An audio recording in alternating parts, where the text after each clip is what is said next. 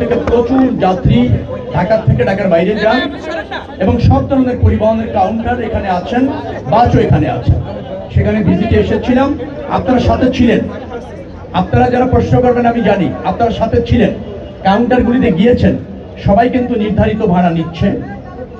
দুই একটি পরিবহন 20-30 টাকা আরও নির্ধারিত ভাড়ার চেয়ে কম নিচ্ছে, আপনাদের সামনেই বলেছেন। এখানে পুলিশ কন্ট্রোল রুম আছে, ভিজিলেন্স টিম আছে, র্যাবের কন্ট্রোল রুম আছে। সেখানে নির্ধারিত করা ভাড়া সমস্ত জায়গায় আপনাদের সামনে টানিয়ে দেওয়া হয়েছে। কেউ এর চেয়ে বেশি ক্লেম করলে সেখানে যদি কেউ কমপ্লেন করে সাথে সাথে ব্যবস্থা নেওয়া হচ্ছে। পুলিশের কন্ট্রোল রুম, ভিজিলেন্স টিম এবং র্যাবের কন্ট্রোল রুম বলেছে কোনো অভিযোগ খুব একটা তারা পাননি, খুব একটা ব্যত্যয় এখানে ঘটেনি। নির্ধারিত ভাড়া নেওয়া হচ্ছে এবং বাসগুলি যথাসময় ছেড়ে যাচ্ছে, যাত্রী কোনো হয়রানির শিকার হচ্ছে না। এখনো পর্যন্ত যারা বিভিন্ন রুটে কিন্তু অ্যাভেলেবল টিকিট আছে, কয়েকটা রুট আছে। টানা তৃতীয়বার অর্জন করেছে দেশের সেরা সুপার ব্র্যান্ড স্বীকৃতি বসুন্ধরা টিস্যু। সেখানে টিকিট অলরেডি সোল্ড আউট হয়ে যায়।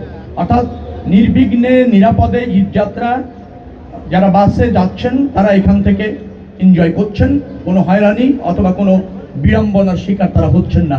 এটা আপনাদের সামনেই আপনারা দেখলেন আর যে আমরা এটা করার চেষ্টা, যে উদ্যোগ আমরা নিয়েছিলাম গত 15-20 দিন ধরে। এখানে আমাদের পরিবহন সেক্টরের না, শুধু সরকারেরও একজন গুরুত্বপূর্ণ মেম্বার অফ পার্লামেন্ট, নীতি নির্ধারক, বিশেষ করে পরিবহন সেক্টরটা যিনি খুব চমৎকারভাবে শৃঙ্খলার মাধ্যমে অতীতে রেখেছেন, এখনো রাখছেন, শামসুর রহমান শিমুল বিশ্বাস, তিনিও এখানে উপস্থিত আছেন।